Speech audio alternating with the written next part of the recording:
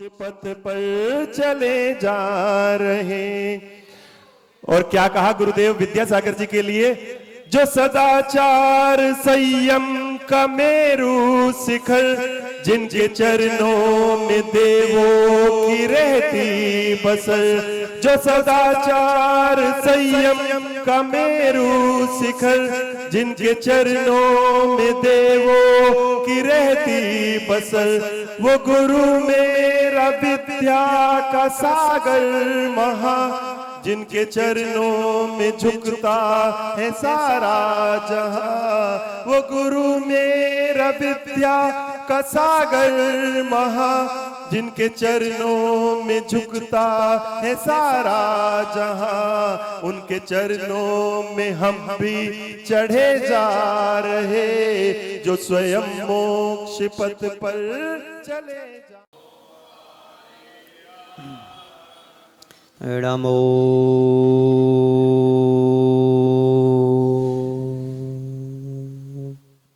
वज्रायाणं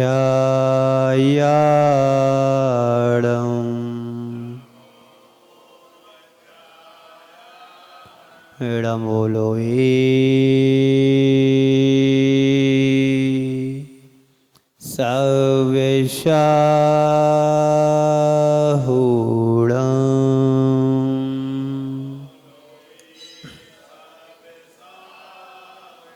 ऐसो पंचणमो यारो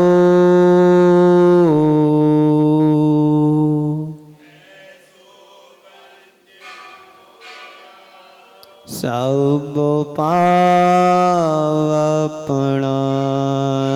शिणो मंगलाणं च सभ्येसिं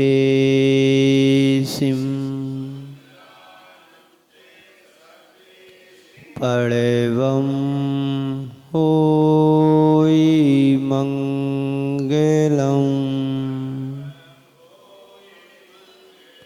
बोलिए पंच परमेष्टि भगवान की, भगवान महावीर स्वामी की, अहिंसा परमो धर्म की, परम पूज्य आचार्य गुरुवर श्री विद्यासागर जी महाराज की।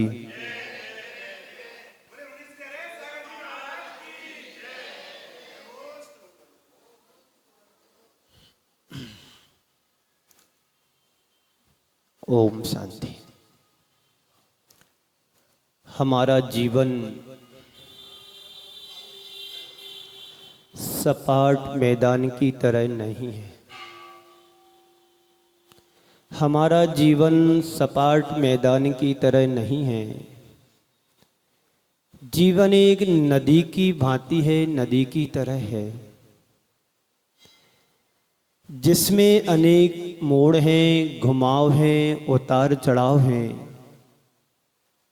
जैसे एक नदी अनेक खाई खंदकों से गुजर करके अपने गंतव्य तक पहुंच पाती है, वैसे ही मनुष्य का जीवन है। उसके जीवन में एक रूपता परिलक्षित नहीं होती है। उसका जीवन भी अनेक तरह के उतार चढ़ाव से ग्रसित है। आप लोग जितने भी यहाँ बैठे हैं ना, सबके जीवन में समानता है क्या? सबका जीवन एक सा है क्या? बोलो। सुनना है, सोना नहीं है। सुनना है, सोना नहीं है। क्या बोल रहा हूं मैं? मनुष्य का जीवन भी सतह मैदान की तरह नहीं है, सपाट मैदान की तरह नहीं है। उसका जीवन कैसा है? नदी की तरह है, पर्वत की तरह है। जिस प्रकार से पर्वत पे उतार चढ़ाव, अप डाउन जैसा शेप बना होता है, वैसे ही व्यक्ति के जीवन में उतार चढ़ाव आते रहते हैं। नदी बड़ी बड़ी चट्टानों और पर्वतों को चीर करके जब पानी बहता है तो रास्ता अपनी बना लेता है। तुमसे पूछने नहीं आएगा कि मुझको किस रास्ते से बहना है और किस गांव के लिए जाना है, किस शहर के लिए जाना है। चीरती हुई वह नदी आगे बढ़ती है, तभी वह सागर तक पहुंच पाती है। वैसे ही जो मनुष्य का जीवन है वह अपने जीवन में आने वाली तमाम अवरोधों को पार करता हुआ आगे बढ़ता है, वही अपने जीवन के मूल लक्ष्य को हासिल करने में समर्थ हो पाता है। हमें अपने जीवन के लक्ष्य को पाना है। कैसे पाओगे आप अपने लक्ष्य को? कुछ आपने सोचा है कि मुझे अपने जीवन में क्या करना है? एक विद्यार्थी होता है, बचपन से ही उसका लक्ष्य होता है मुझे आईएएस क्वालिफाइड करना है, मुझे आईएएस बनना है, मुझे इंजीनियर बनना है, मुझे डॉक्टर बनना है, मुझे वकील बनना है। हर विद्यार्थी का अपना एक लक्ष्य होता है। एक किसान का लक्ष्य होता है मुझे खेती को तैयार करना है, जमीन को तैयार करना है, भूमि को तैयार करना है, तभी वह भूमि में अनाज को डाल पाएगा और तभी वह बीज को बोने के बाद फसल का मुख देख पाएगा। आपका क्या लक्ष्य है? तुमने जीवन पाया है? क्या लक्ष्य है तुम लोगों का? बोलो, उत्तर दो। कोई लक्ष्य नहीं तुम लोगों का। लक्ष्य विहीन गाड़ी जिस प्रकार से लक्ष्य विहीन व्यक्ति का कोई जीवन नहीं होता है, जिस प्रकार से ब्रेक विहीन गाड़ी का कोई गंतव्य और मंजिल नहीं होती है। यदि तुम्हारे जीवन का लक्ष्य नहीं है कि मुझे क्या करना है, तो इतनी लंबी चौड़ी जिंदगी पाने के बाद फिर हम क्या करेंगे? जहां से आए थे वहीं चले जाओगे। अरे कम से कम कुछ करो ना करो, पर जीवन में सम्यक को प्राप्त करने का पुरुषार्थ तो करो। है क्या सम्यक दर्शन? मालूम आपको सम्यक दर्शन क्या है? जब लक्ष्य ही हमने निर्धारित नहीं किया है तो हमारी आगे गाड़ी कैसे मंजिल तक पहुंचेगी? बस जन्म लिया है, जीवन चल रहा है, गुजारा चल रहा है, जैसे तैसे जिंदगी को जी रहे हैं। सैकड़ों बीमारियां जुड़ी हैं, तमाम प्रकार की औषधि लेना पड़ता है, बस जीवन जी रहा सो जी रहा हूं। एक कोई तुम्हारा जीवन जीने का तरीका ठीक नहीं है। जीवन जियो, कैसे जिए? आज के संदर्भ में कुछ बातें।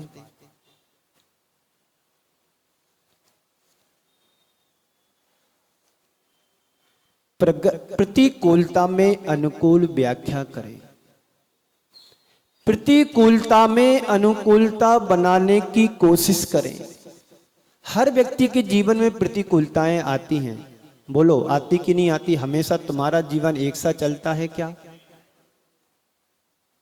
क्या तुम्हारे जीवन में सब अनुकूल अनुकूल हमेशा बना रहता है? तुम्हारे जीवन में कभी दुख नहीं आएगा? कभी दुख नहीं आया क्या? बोलो, आता है। अनुकूलताएं भी आती हैं तो प्रतिकूलताएं भी कभी कभी आ जाती हैं। सुख आया है तो कभी कभी दुख भी आता है। तो पहला सूत्र है, प्रतिकूलता में अनुकूलता बनाएं, विसंगति में संगति बैठाएं, विषमता में समता को बनाएं, और आनंद का रस लेना चाहते हो तो क्या करना है? अस्थिरता में स्थिरता बनाएं। हर व्यक्ति का मन डमाडोल रहता है, जैसे घड़ी का पेंडुलम होता है, यहां से वहां, वहां से यहां। ऐसे ही व्यक्ति का मन डोलता रहता है। सुबह से शाम तक जब तक सोता नहीं है तब तक उसके जीवन में विचार चलते रहते हैं, चिंतन चलता रहता है और द्वंद्व छिड़ा रहता है, कब क्या मुझे करना है, आगे की प्लानिंग चलती रहती है। यही तो तुम्हारे जीवन की द्वंद्वता है। इस द्वंद्वता से बचना है तो क्या करना है? प्रतिकूलताओं में अनुकूलता बनाना है, विसंगति में संगति बैठाना है, अस्थिरता में स्थिरता बैठाना है। तुम्हारे जीवन में स्थिरता है क्यों?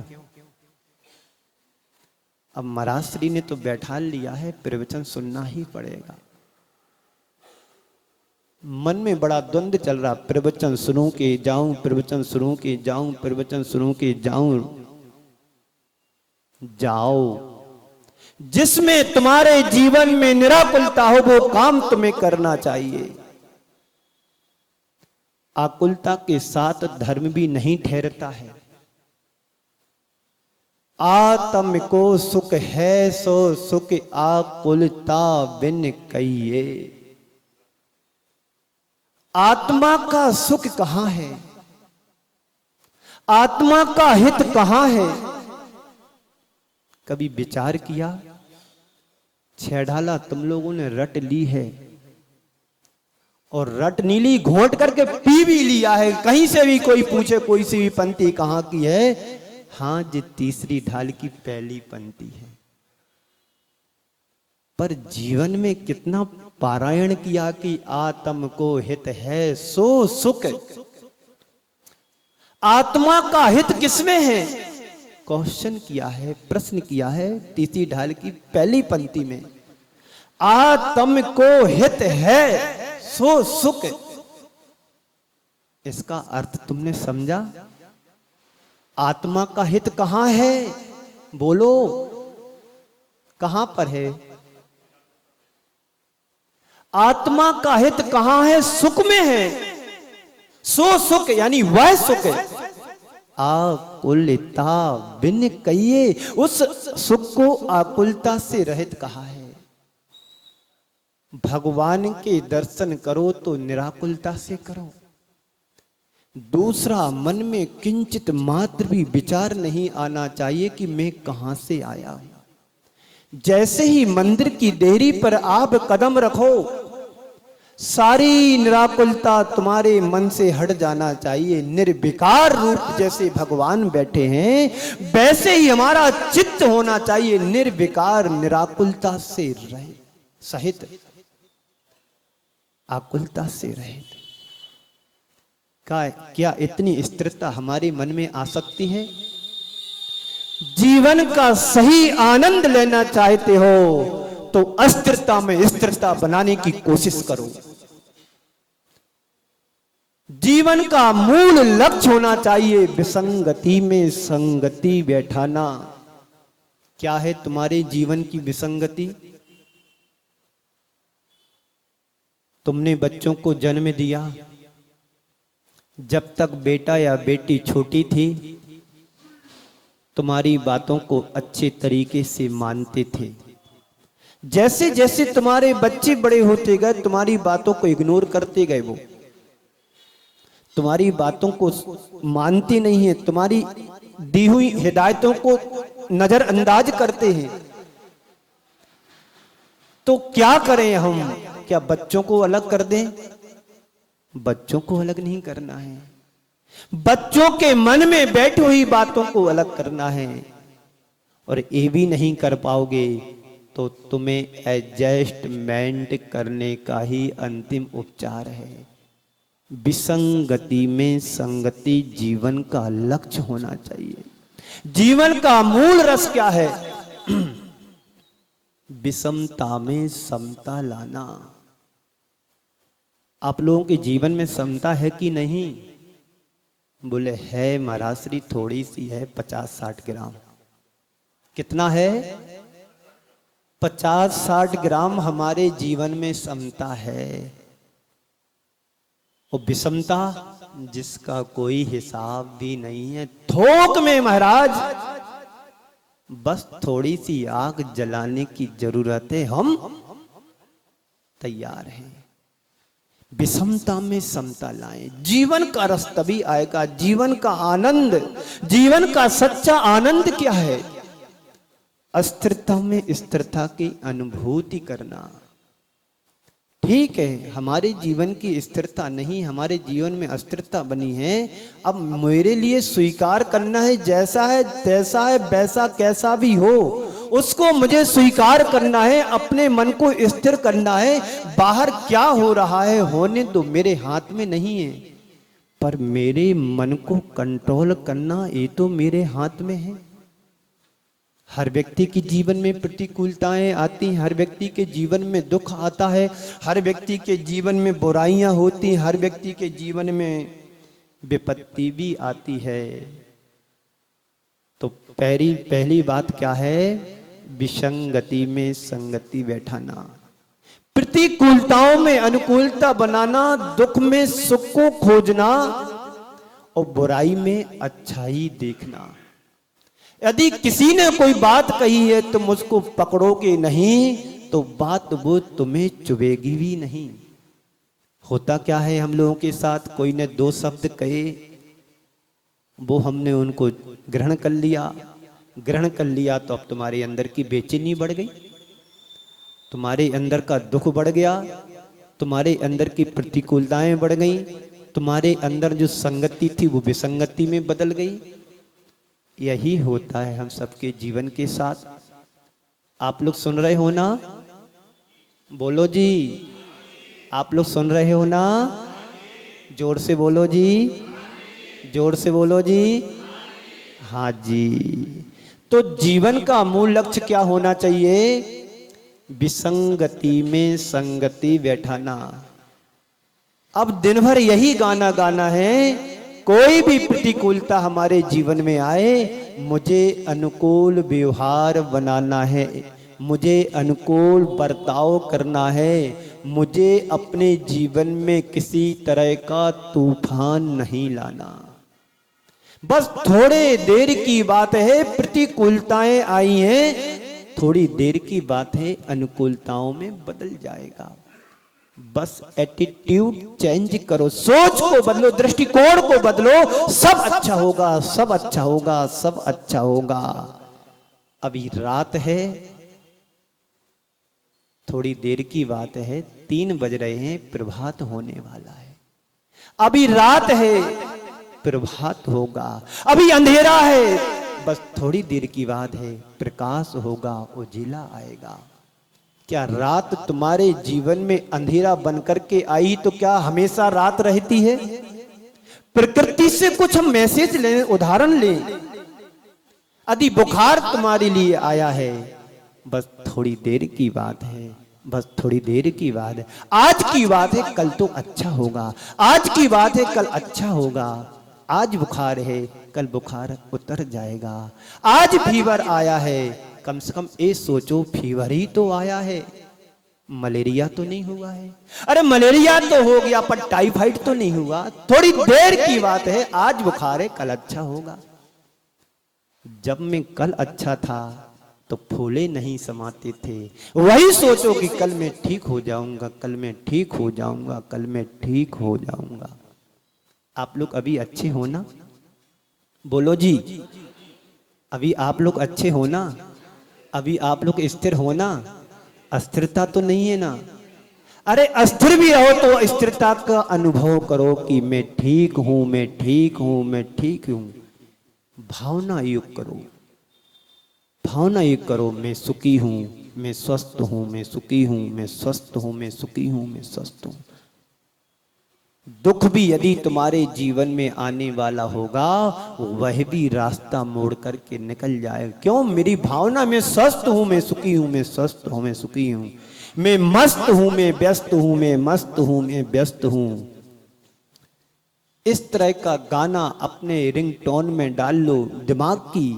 जब भी कोई तुमसे कुछ कहे, मैं मस्त हूं, मैं व्यस्त हूं, मैं मस्त हूं, मैं व्यस्त हूं, दूसरों को नहीं सुनाना है। यदि तुम्हें अपने जीवन में स्थिरता लाना है, तुम्हें अपने जीवन को सुखी बनाना है, तुम्हें अपने जीवन को अनुकूल बनाना है, तुम्हें अपने जीवन में अच्छाइयां देखना हो, तो अपने आप को पॉजिटिव बनाना सीख लो। सोच को बदलो, दृष्टिकोण को बदलो, सब तुम्हें चारों तरफ जहां जहां तुम्हारी दृष्टि जाएगी सब अनुकूल ही दिखाई देगा, सब अच्छा दिखेगा। और जब तुम्हें अच्छा दिखेगा तो फिर अंदर भी सुकून भी अच्छा मिलेगा। आप गर्मी के दिनों में और रेगिस्तान में चले जाओ और हरा ग्रीन चश्मा लगाओगे, तुम्हें कैसा दिखेगा? क्या दिखेगा? इधर से आवाज नहीं आती है, बहुत कमजोर हैं आप लोगों के गले। डॉक्टर के पास जाकर के एक पाइप डलवा लो, बड़ा वाला, सफाई करवा लो। पाइप में काई जम गई, गले में काई जम चुकी है। यहां से आवाज आ रही है, नमक के गरारे करो। अरे नमक के गरारे करने की जरूरत नहीं है, मन को ठीक करने की जरूरत है। मन ठीक होगा, तुम्हारा मन मस्त होगा, और मन दुरुस्त होगा तो जीवन में सब सुख ही सुख होगा। मन को संभालो, सारा खेल मन का है। मन के हारे हार है और मन के जीते जीत है। तुम्हारी जिंदगी किसके हाथ में है? बोलो। नहीं है, बताता हूं किसके हाथ में, दूसरों के हाथ में। किसी ने तुमसे दो शब्द प्रशंसा के कर दिए, दो शब्द तुम्हारे अच्छे बारे में बोल दिया कि पंकज भाई तो बहुत अच्छा धर्मात्मा श्रावक है, बहुत ही अच्छा है। क्या बताऊं उसके बारे में, तो देव लोग भी प्रशंसा करते हैं। बस थोड़ी सी प्रशंसा कर दी, फूल गया उसका सीना, 36 इंच हो गया। और एक दूसरा ऐसा व्यक्ति आया जो उसको देखे नहीं सुहाता है, देखते ही खून खोल जाता है। जैसी पंकज भाई घर के लिए रवाना हुए, बस उसकी आलोचना शुरू, बुराई शुरू। क्या बताएं, एक व्यक्ति ऐसा है इस मंदिर में नाक में दम करके रखा है, अपने आप को तो कुछ समझता नहीं है। क्या समझ लिया उसने? समाज पूरी एक तरफ और वो व्यक्ति एक तरफ।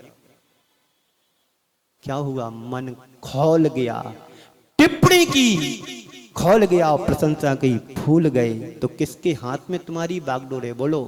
बाबूजी, दूसरों के हाथ में है ना। संत कहते हैं यदि तुम्हारा जीवन की प्रशंसा तुम्हारे हाथ में नहीं है, खिन्नता भी तुम्हारे हाथ में नहीं है, पर इसमें समानता बनाना, समता रखना तो हमारे हाथ में है। हम किसी को अपने बस में नहीं कर सकते हैं, कर खुद को तो अपने बस में रख सकते हैं।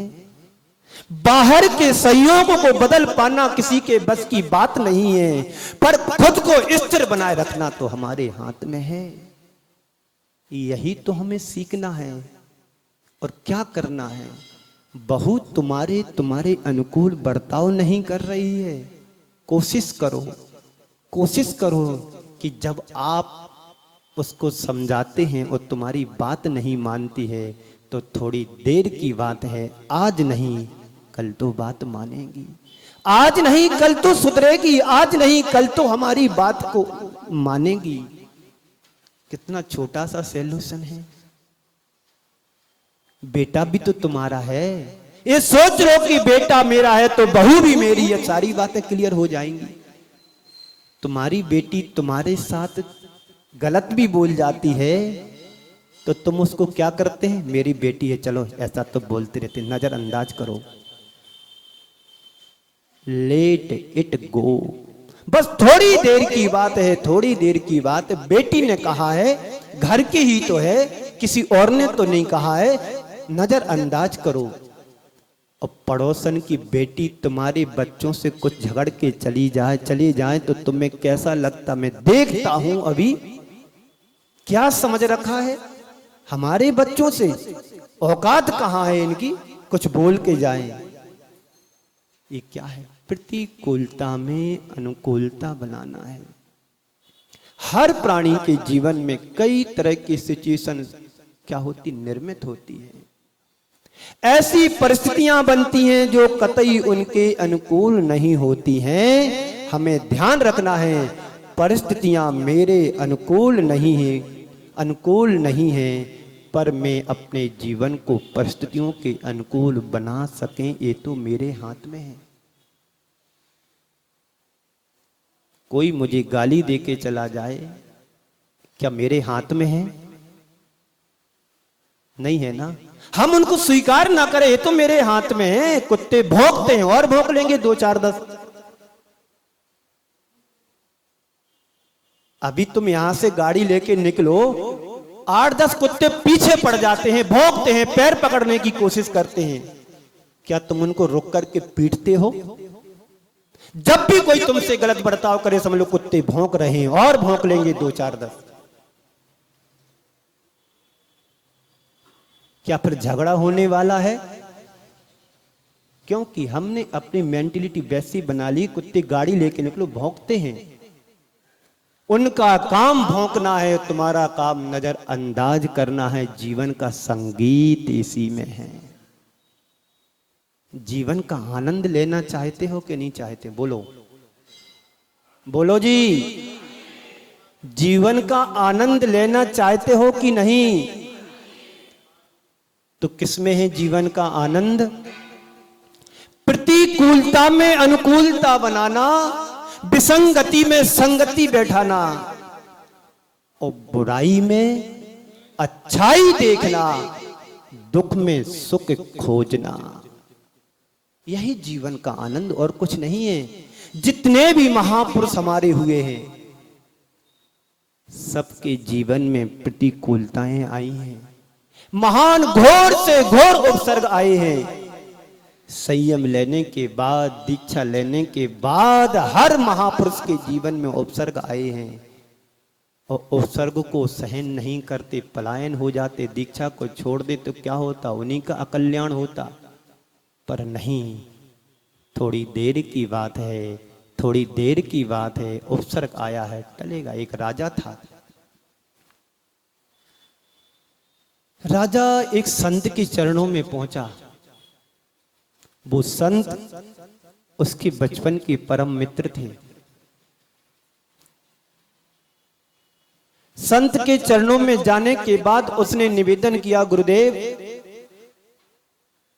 मुझे कुछ सुखी होने का मंत्र दे दो। संत ने कहा, मेरे गुरुदेव ने मुझे बचपन में एक मंत्र दिया था, वैसी विपत्ति संकट तो मेरे पास नहीं आए हैं, लेकिन मैं चाहता हूं कि ये मंत्र आपके लिए उपयुक्त है, क्योंकि आप राजा हैं, महाराजा हैं, और तुम राजनीति में ज्यादा कुछ इन्वॉल्व हैं, तो हो सकता आपके जीवन में उतार चढ़ाव आए, विपत्ति आए, कुछ न कुछ परेशानियां आए। स्वाभाविक है कि संसारी प्राणियों के साथ कोई ना कोई विपत्ति, प्रतिकूलताएं, दुख है, बुराइयां आदि आदि दुर्बलताएं लगी रहती हैं। मेरे को आज तक कोई जरूरत नहीं पड़ी इस मंत्र की, और शायद मेरे जीवन में कभी वो दिक्कत आने वाली नहीं है, तो ये मंत्र आप ले जाओ। संत ने अपनी बाह में से ताबीज निकाली, खोल करके राजा को दे दी। राजा ने अपने हाथ में ताबीज बांध ली बाएं में। राजा गया, समय पलटा, अन्य सेनाओं ने आक्रमण कर दिया, शत्रुओं ने राजा के राज्य पर आक्रमण कर दिया। राजा जान बचाकर के 2 5 10 लोगों को लेकर के जंगल की ओर भागा, और इसलिए भागा कि अब हमारा बचना मुश्किल है, मैं बच नहीं पाऊंगा, क्योंकि शत्रु बड़े खूनखार हैं। समय पलटा, कर्मों ने बदला लिया। राजा और कुछ सैनिक भागते गए, इतनी दूर निकल गए कि सामने एक बहुत बड़ा पर्वत आ गया, पहाड़ आ गया। देखते हैं कि सामने पहाड़ है, आगे कोई रास्ता नहीं है, पीछे मुड़ते हैं, जाते हैं तो सेना पीछे लगी है, अब मेरा बचना बड़ा मुश्किल है। आजू बाजू इधर उधर उस राजा ने देखा कि उसको एक गुफा दिखाई दी उस पहाड़ में। सोचा बचने का रास्ता यही है, इस गुफा में चला जाए। राजा और उसके 8-10 सैनिक उस गुफा में प्रवेश कर गए, अंदर चले गए। इधर से पूरी की पूरी सेना उसका पीछे करते करते भी आ गई। अब ये लोग, राजा जो अंदर चला गया गुफा में, सोच रहा है कि जब उसको लगा कि मैं तो अब संकट टल नहीं सकता है, मेरा मरना सुनिश्चित हो गया है, यदि पकड़ लिया मेरे लिए तो मेरा तो मरना निश्चित है। उसको उसी समय याद आया, मेरे गुरुदेव ने कहा था इस मंत्र का प्रयोग तभी करना जब तुम्हारे जीवन में विषम से विषम परिस्थिति निर्मित हो। अब तुम ऊंघते अनमने घने सतपुड़ा के घने जंगल, धसो इनमें धस सको तो सतपुड़ा के घने जंगल। जिन जंगलों में 200-150 फीट ऊंचाई वाले वृक्ष थे, घने थे, सूर्य की किरण भी उनमें प्रवेश नहीं कर पाती थी, और चीता शेर आदि उनमें विचरण करते थे।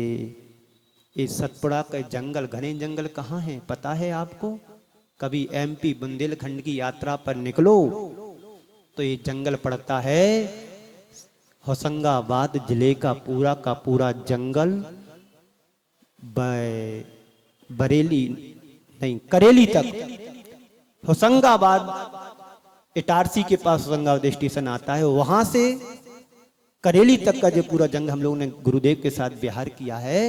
तो चर्चा करते बताते थे कि ये वही सतपुड़ा का घने जंगल है जिसके ऊपर एक कविता बनी है। सतपुड़ा के घने जंगल, ऊंघते अनमने जंगल, धसो इसमें धस सको तो सतपुड़ा के घने जंगल। तो रामधारी से दिनकर जी कविता कह रहे हैं, लोहे के पेड़ हरे होंगे तो गीत प्रीत का गाता चल।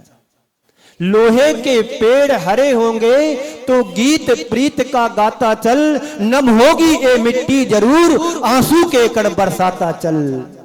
लोहे के पेड़ हरे होंगे तो गीत प्रीत का गाता चल, नम होगी ये मिट्टी जरूर आंसू के कण तू बरसाता चल। सिसकियों और चीतकारों से, सिसकियों और चीतकारों से जितना भी हो आकाश भरा, जितना भी हो आकाश भरा, कंकारों के होंगे ढेर, कंकारों के होंगे ढेर। खप्परों से चाहे हो पटी धरा, खप्परों से चाहे हो पटी धरा, आशा का सुर, आशा के सुर का भार पवन को लेकिन देना ही होगा, पवन को लेकिन देना ही होगा। जीवित सपनों के लिए मार्ग, जीवित सपनों के लिए मार्ग मुर्दों को देना ही होगा। जीवित सपनों के लिए मार्ग मुर्दों के लिए देना ही होगा। लोहे के पेड़ हरे होंगे तो गीत प्रीत के गाता चल। लोहे के पेड़ हरे होंगे तो गीत प्रीत का गाता चल। नम होगी ये मिट्टी जरूर, नम होगी ये मिट्टी जरूर, आंसू के कण बरसाता चल, आंसू के कण बरसाता चल। ए मिट्टी यदि तुमको गीला करना है, नम करना है, तो तुम्हें प्रीत के गीत गाना होगा और आंसुओं से वो बरसात करना होगी जिससे तुम्हारी कड़क मिट्टी भी नम हो जाए। तो हमारे लिए क्या करना है? तुम्हारा जीवन भी नदी की तरह है। हमारा जीवन सपाट मैदान की तरह नहीं है, हमारा जीवन तो नदी की तरह है। जिस प्रकार से नदी में उतार चढ़ाव आते हैं, खाई खंडकों से बीच गुजर करके जब वो अपने गंतव्य तक, समुद्र तक की यात्रा पूरी कर लेती है, ऐसे ही मनुष्य का जीवन है। उस जीवन में भी उतार चढ़ाव, प्रतिकूलताएं, चुनौतियां, संघर्ष आदि सब कुछ आता रहता है। इनके मध्य भी मुझे समता का परिचय देते हुए अपने जीवन को आगे क्या करना है? बढ़ाना है, घबराना नहीं है। जो घबरा जाएंगे वो धरा पर सिमट जाएंगे, और जो घबराएंगे नहीं अपने जीवन को आगे बढ़ा लेंगे। जीवन को बढ़ाओ, और जीवन को वही बढ़ा सकता है जो संघर्षों को चीर करके अपने जीवन को आगे बढ़ाता है। हर व्यक्ति के जीवन में प्रतिकूलताएं होती हैं। बोलो, यहां पर एक सामने बाबूजी बैठे हैं, आज वो 2 महीने बाद उनका सूर्य का उदय देख पाए। वो हर रोज मेरे पास 11:30 बजे के टाइम आते हैं। मैं उनको रोज बोलता हूं, एक बार तो आओ, एक बार तो आओ, एक बार तो आओ। आज उनके सूर्य का उदय हुआ है। संघर्षमय जीवन ही हर समय होता है। गुरुदेव की ये पंक्तियां अपने जीवन में उतार लो, क्योंकि जीवन हमारा विषमताओं से घिरा हुआ है। जब भी अंदर झांक करके देखो तो जीवन में विषमताएं विषमताएं दिखती हैं। कहीं सुख नजर नहीं आता है, कहीं सुख है तो दुख है, कहीं प्रतिकूलता है तो अनुकूलता है, कहीं अच्छा है तो कहीं बुरा है, कहीं लाभ है तो कहीं हानि है। ये क्या है? जीवन का एक स्वरूप है। पर संत कहते हैं बाहर की सारी चीजें तुम्हें प्रभावित तभी तक कर सकती हैं जब तक तुम उनसे जुड़े रहोगे, और जिस दिन तुम उनसे नाता छोड़ोगे अपने आत्मा के स्वरूप को पहचानोगे। ना आत्मा में सुख है ना दुख है, ना अनुकूलता है ना प्रतिकूलता, ना संघर्ष है ना हर्ष है, ना लाभ है ना हानि। इन सब से परी होती हमारी आत्मा। आत्मा का स्वरूप पहचानो। कैसा लग रहा है जी? है? अब आज से क्या करना है? विसंगति में संगति बैठाना। जीवन के लक्ष्य को मजबूत करो कि विसंगति में संगति बैठाना है। प्रतिकूलताओं में अनुकूलता का परिचय देना है। जीवन का परम आनंद अस्थिरता में स्थिरता बनाना। जितने भी यहां बैठे हैं सब हिल रहे हैं, एक भी स्थिर नहीं बैठा।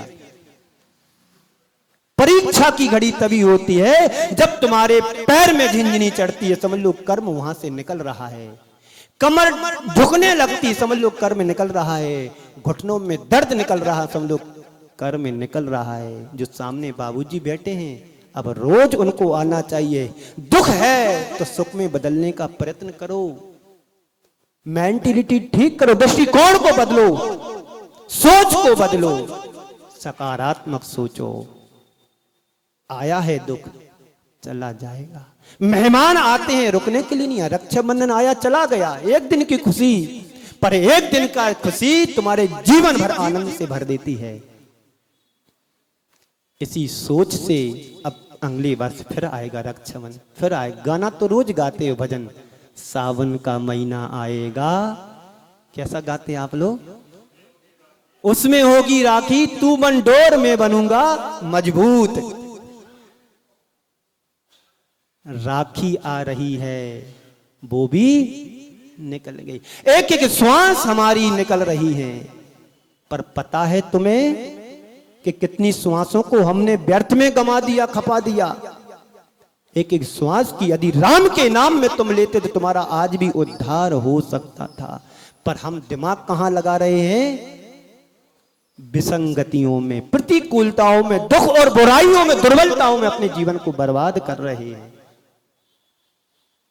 थोड़ा जरा सोचो, सोच को बदलो। प्रतिकूलताएं हैं, आने दो, सहज स्वीकार करो और जीवन को अंदर से मजबूत करो।